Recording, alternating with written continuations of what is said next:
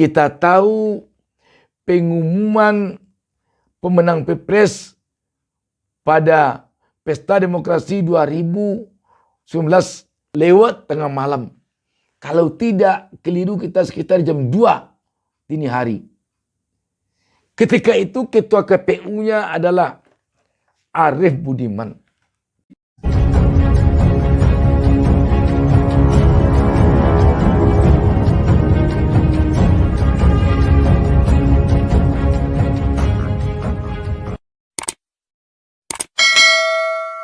Assalamualaikum warahmatullahi wabarakatuh.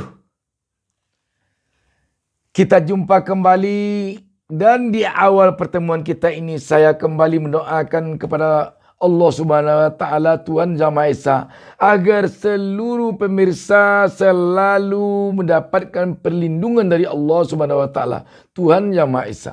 Sahabat BN, sebuah berita yang menarik dan saya tidak sabar lagi ingin menyampaikannya kepada pemirsa. Berita ini cukup membuat kita tergelitik. Fajar.co.id dengan sebuah berita berjudul mantan ketua KPU jadi komisaris BUMN, pengamat .2 memperkuat indikasi dia bukanlah orang yang arif dan budiman. Berita ini hari Selasa kemarin 14 Februari 2023. Fajar.co.id Jakarta. Terpilihnya Arief Budiman sebagai komisaris di PT Indonesia Power, anak perusahaan PT PLN, ditanggapi pengamat kebijakan publik Gigin Praginanto.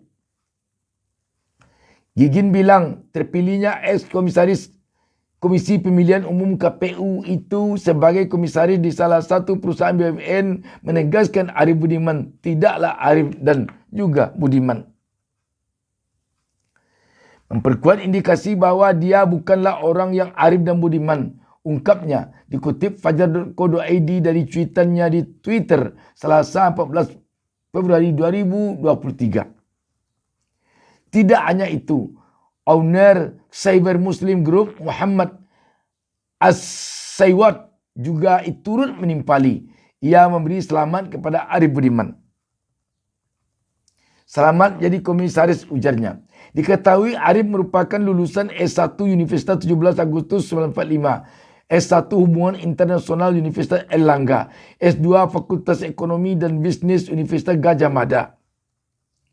Sebelum menjabat komisaris, ia menjabat ketua atau anggota KPU RI 2017-2022, anggota KPU RI 2012-2017, anggota KPU Provinsi Jawa Timur 2004-2012, dan peneliti Jawa Post Institute of Pro Autonomy 2000-2005. Sahabat, berita pendek ini menarik untuk kita bahas. Sebab kita harus lihat lagi ke belakang pada Pilpres 2019. Bagaimana dulu Pilpres 2019 itu kita melihat heboh. Mungkin Pilpres yang terheboh dari seluruh Pilpres yang diadakan di Republik ini. Mulai dari pemilihan pada sistem orde lama, sampai pada sistem orde baru, sampai pada sistem di era reformasi ini, mungkin Pilpres 2019 yang terheboh secara politik. Kita tahu pengumuman pemenang Pilpres pada Pesta Demokrasi 2019 lewat tengah malam. Kalau tidak, keliru kita sekitar jam 2 dini hari. Ketika itu ketua KPU-nya adalah Arief Budiman. Apa kaitannya dengan dia sekarang menjadi seorang komisaris di BUMN? Tidak ada sama sekali sebenarnya kaitannya. Tetapi karena dulu dia bekerja mengurus pemilihan pejabat politis, maka tentu secara politis juga publik akan mengait-kaitkannya jadinya. Akan mempertanyakan publik jadinya. bagaimana independensi dari KPU di saat Pilpres 2019 ini. Publik tentu akan mempertanyakan itu. Sebab protes-protes terhadap penyelenggaraan pemilu 2019 cukup banyak. Dan ketika saat ini Arief Budiman, Ketua KPU RI, dipilih menjadi seorang komisaris di badan usaha milik negara, anak perusahaannya PLN. Bagaimana melarang rakyat? Bagaimana melarang publik? Kalau ada yang mengindikasikan ini adalah semacam balas jasa dari jasa baik KPU RI yang dipimpin Arief Budiman dulunya kepada pemerintahan sekarang.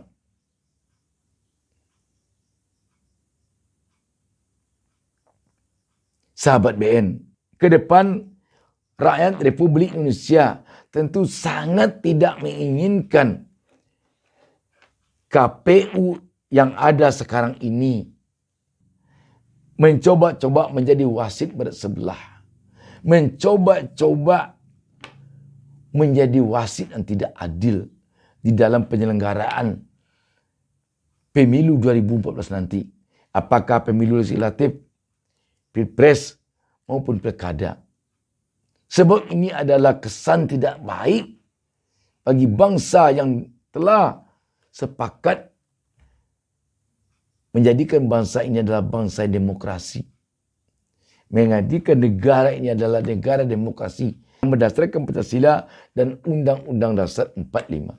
Jika memang ada penyelenggaraan pemilu pada pemilu 2019 yang mengindikasikan KPU-nya tidak adil,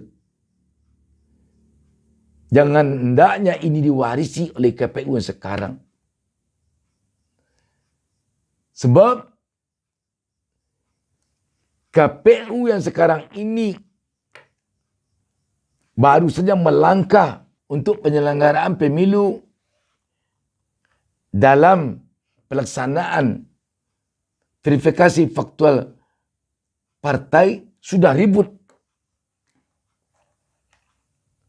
Dan isu untuk mendesain agar salah satu pasangan pilpres yang memenangkan pilpres nanti telah terungkap ke publik. Jadi dengan demikian, sekali lagi, pertama tentu kita berharap agar kesan tidak baik ini jangan diwarisi oleh KPU sekarang. Dan agar seluruh elemen masyarakat, seluruh rakyat dari pusat sampai ke daerah, sampai ke desa-desa terpencil mengawal jalannya penyelenggaraan pesta demokrasi ke depan ini. Baik pemilihan presiden, pemilihan anggota DPR, DPRD, DPD, maupun pilkada serentak. Jangan sampai masyarakat lengah mengawasinya. Dan jangan sampai ada yang coba-coba untuk menjadi wasit yang berat sebelah.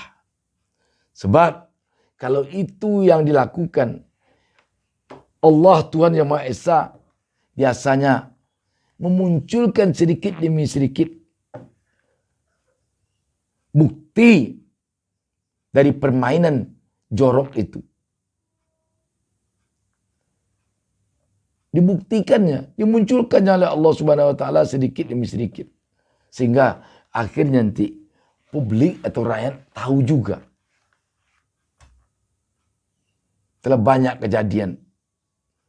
Sebut saja persoalan Sambo. Kita tahu Sambo itu begitu rapi tapi terungkap juga.